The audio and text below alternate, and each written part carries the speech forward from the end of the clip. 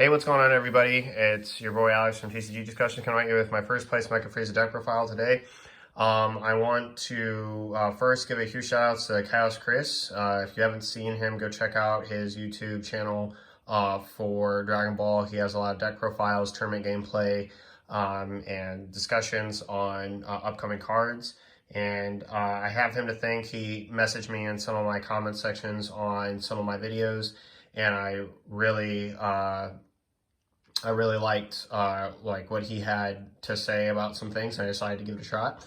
Yeah, and so that's what birthed this list. I'll get into that. There's a lot of cards in here that have changed from my previous list, some cards that I've harped on that aren't here, and I think that me giving some insight to those choices on why playing them for this iteration is really good. So without further ado, let's get into it.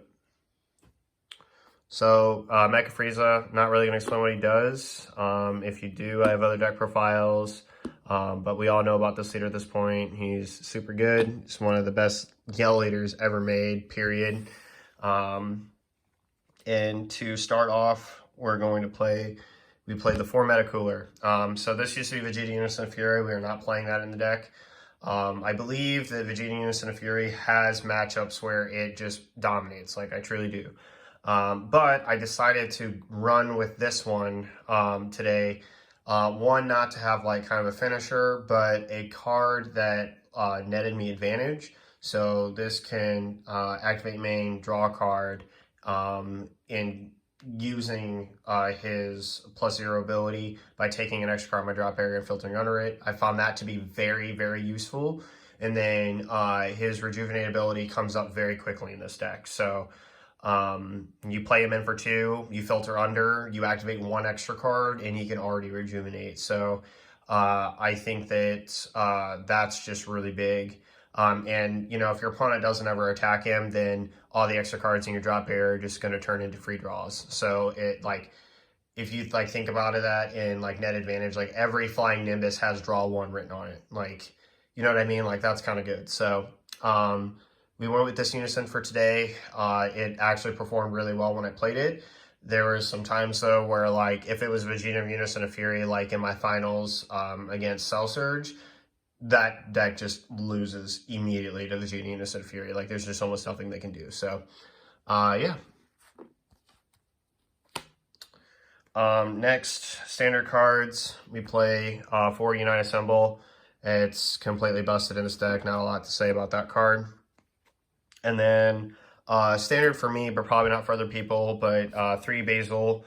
I think this is a sweet spot. I don't play 4. I don't think you need to play 4. And I think that 2 is just a little too little. Like, if one gets lifed or they both get lifed, you're kind of hurting in that regard. And 3, actually, it just seems like you see it often enough that 1, you'll draw into it, which is nice, because this way, like, if your opponent's playing around this card, you don't have to, you have it to use. And then also, there's a idea like that people do, at least I do anyway. So like you'll swing with this one time, and if you have like a second one in hand or a U9 that's going to be live, and then the next card you'll attack with, you'll combo this one off, and then you'll play a second one. So that's pretty cool. And I've done that. I did that several times today, and it actually won me 2 of my games in 2 different rounds. So, yeah, I think 3 is a really good number. Next, for Chapil the Iron Drake, it is the backbone of the deck, 100%. And what I mean by that is just that this card is just so good at helping drag your opponent through the mud, which is what this deck's designed to do. It's like, oh man, like I have to either play everything or I just lose a free energy. So, yeah, I really like this card. 3 Bergamo. This is a decrease in iteration from my previous list, from 4 to 3. I think that 3 is really good. Yeah, no reason to play it. I think 2 is just, again, a little too low. Like, this is probably the first tournament where Bergamo actually, like, really came up. Like, I was playing Bergamo in multiple games a day. So I was really proud that, like, I finally, like, got to see, like, how this card could really perform in action, because every other time it was like either charge turn, I might play it once, but I had a game today where I played Bergamo like 2 or 3 times, like all 3, and I think, and then like, you know, that's just such high impact about resting cards or just cutting my opponent's turn down. So really liked this, and I think that 3 is a really good ratio. And then for the other U9 cards that we play 4 Cyril and Hop. Now, I, a few weeks ago, was testing a Mecha Frieza variant where I increased the blue-yellow cards because this card ties really well into the deck because we play the Zamasa Super Combo and the Violent Rush Bojack. And this Aegis engine's insane. So let me explain why it's really good. In the mirror, you can just basically, while this card's on board, make sure that Mecha Frieza will never resolve a good U9. This allows you to tap out in the middle of a battle for a card and then activate Aegis, draw another card, and then make sure that their U9 is still bad. This is a huge blowout in the mirror. I'm not even joking. This card is actually like the best super combo for the deck. You know, I've really been mulling it over, and the Krillin or the Gohan is just not worth it. I'm also not playing Planet Vegeta, and I'm also not playing the counterplay Vegeta Prideful Transformation in this deck. So this card just fits really well. And while all those other cards that I just mentioned are like really good, like the Gohan to be searched off Planet Vegeta or the Krillin that draws you 2 cards, this card, resting a card, triggers Bergamo, it triggers Poutine. It really just, it can tap leaders down, which is what I've done before. Like, there's so many things that like it can do that just breaks your opponent. And so also playing this card in and then using this or itself as a Aegis target. I mean, if you think about this, if this card is in my hand dead, right, it's no longer dead because it's either a tribute 1 on a combo 10k to bring this in, which is fine because if you think about it, the 2 energy you tap with this, if you have another card to Aegis on your opponent's turn, that 2 energy is refunded and you draw a card that you lost. So, and every turn this card's on the board during your opponent's turn, it's like you're getting to draw another card. And that's just fantastic. Everyone who doesn't like play this engine, I highly recommend it. And the Cyril and Hop card, so for those of you who don't know what it does, when you block with it, your opponent either rests a card or you draw a card.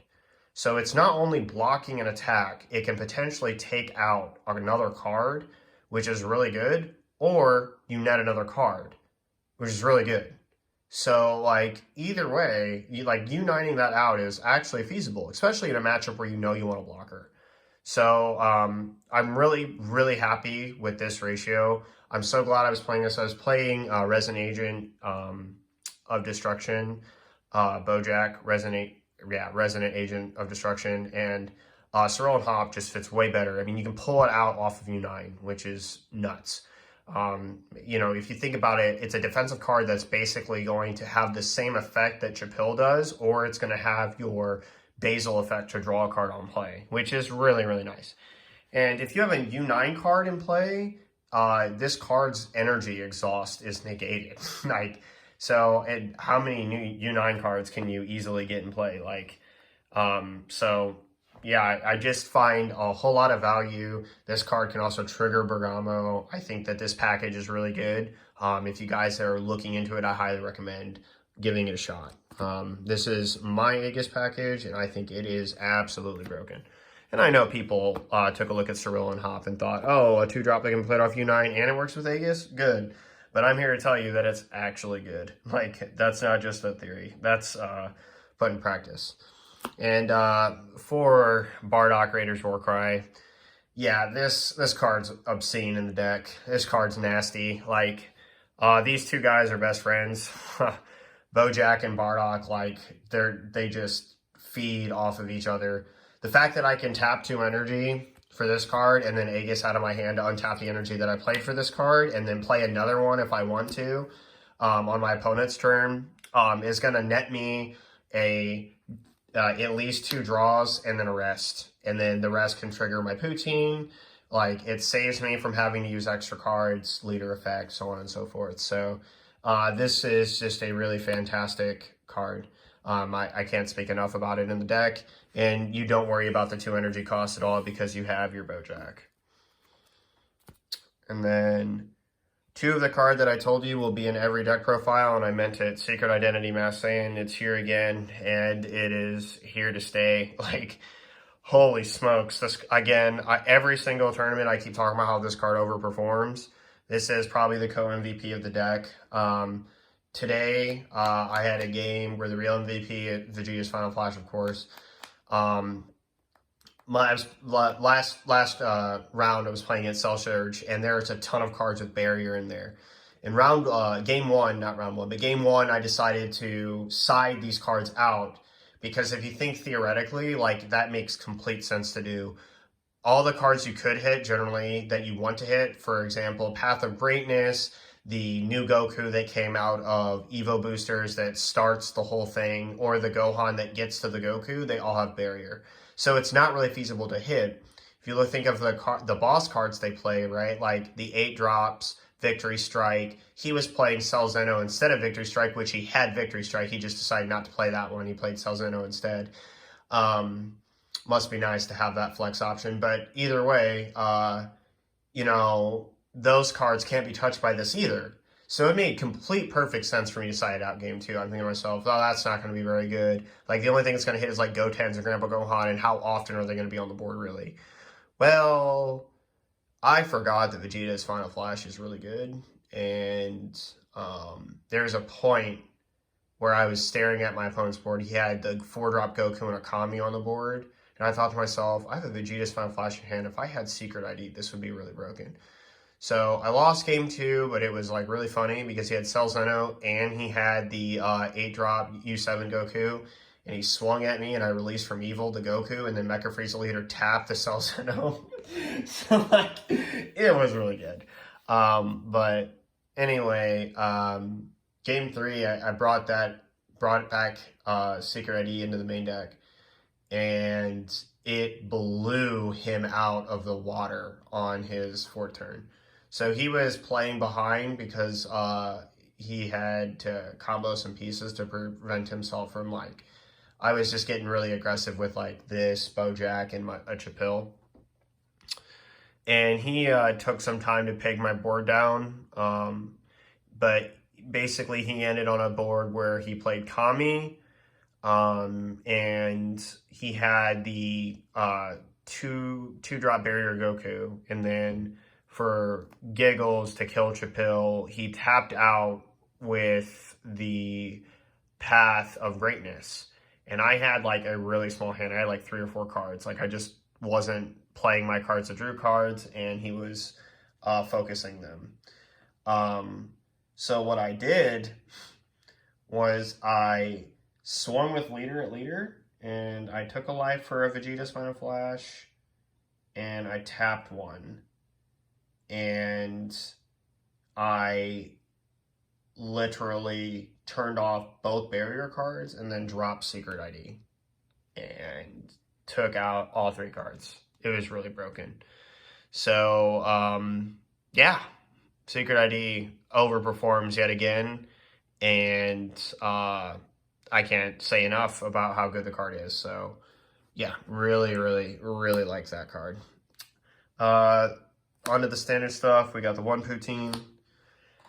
We got R1, Cooler, Swift Retaliation. He didn't come up today. And another one of that we play, Tyrannical Blow. I think it's just necessary to have. I turned off a Grandpa Gohan today with this card, so I guess it's okay. And Poutine, I don't like playing this card too because I always get one on the board and it sticks. And like, if they spend resources to out this card, like, let them. Like, that's fine. Poutine's great, but it's not like it's a necessity to like, oh, I need to have this one in my hand in case for backup. Another new tech that we're trying in the deck, 2 Giant Ball. This just overperforms against big cards that we just don't want to deal with. and you draw a card, so it replaces itself, and it fits well for the meta cooler. I wanted to increase the count of extra cards, ones that give me advantage so that I could use them for the cooler unison. So this is the lineup we chose for that. And then for the MVP, this card is the most broken card in Mecha Frieza, period. Full stop. There's no other card to talk about like being amazing. Like if you don't have 4 of this card in Mecha Frieza, you need to get 4. Chaos Chris, if you watch this, get a 4th if you don't have it yet. In fact, message me. I'll see if I can get you one. Like, it is that good in Mecha. Like, it just turns cards off. Like, I had another, in round 2, I played against a mirror, and again, they activate Battle Plate Supreme Kai. I awoke with my leader, activate Vegeta's Final Flash, negated Kai's effects, and then use my Mecha Frieza leader to turn it to rest mode. Like, that's just so broken. That happens with so many cards. And, you know, this card, like with Meta Cooler, it procs the cooler's, like, uptick, and that's really good, too. So, this card just, it's great defensively. It's amazing offensively. This is, like, I don't know if you guys remember, like, Surge Goku and, like, how powerful that like, leader was. But Vegeta's Final Flash is a lot like Surge Goku's ability. Obviously to a lesser degree, of course, but it's like the combination of both effects, and then it can be used offensively or defensively. So, yeah, that's like just the best way for me to look at it. If you don't know which Surge Goku I'm talking about, it's the red yellow one. But yeah, best extra card in the deck. Even better than this one. Flying Nimbus, completely necessary, of course, because you want to be able to stop boards that go wide. It's not that you can't handle them, it's that because you have Secret ID, you have Kai, of course, but, you know, that doesn't mean you want to take all the offense in the world either. So, yeah, Flying Nimbus. And then our one-ofs. We play 1 Bloodlust, of course. We wouldn't be playing a Frieza deck without it. And then Supreme Kai of Time, Space Time Unraveler, of course. Both of these cards are just fantastic. And this card threatening the mirror is like insane. So Kai just continues to be a great card. Onto the side, we played 1 Through the Dark Vanisher. Never used it, but it's really good against Dark Brawly, and there's some matchups that you want it for when they're going to play a lot of effects, especially against like blue or something. That's for blue, Jiren's Survival of the Fittest, in case we ran into any baby. More blue, Sun Gohan, Changing History. This is for the mirror and for the slug package in particular. This way, if you run into like the slug package that prevents you from drawing, you just kill it. This is also for the mirror, but the mirror that I played today wasn't playing the slug package, so this didn't come up, but this did, and I put this on the board, and it just started taxing him out of existence. It was really good. Again, I'll say this about Planet Vegeta. I did not miss Planet Vegeta whatsoever. One, taking a life early to, like, search a card, like, yeah, that's, like, really good. Like, it's a clear +2, right? Because Planet Vegeta doesn't go anywhere. Yeah, I totally understand that. And yet, didn't miss it at all. I only dropped 1 game to Cell Surge in the finals. And, yeah, again, didn't miss it. And I think that this is a card that you're going to see fast enough in the deck because you draw a lot of cards. 2 more Tyrannical Blow. This came in against Cell Surge. And it basically comes in against decks where you know, like this would come in against Red Brawly, for example, like where you know that they're going to play low to the ground cards that are high impact in creating their later game states. So, and we didn't want, I opted for Tyrannical Blow, Giant Ball in the main over Tyrannical Blow because it draws a card. So, like, you can take a live draw card, like, it's kind of like, you know, Planet Vegeta in the sense it's like a pot of greed basically, and you get to rest cards. So whereas this is just like you take a life, and they all serve the same purpose in a lot of ways. So and then next we play 2 Max Power. This card's just really good at helping us get rid of cards. extra removal on top of the secret ID, the Kai, the pressure we can put on. Like, this card just helps us get over the hump in matchups where our opponent goes taller than their energy. And then 2 Release from Evil, the MVP of the side. No doubt, this card just literally just shut out my my Cell Surge opponent, and it was really good. And then 1 Flying Nimbus.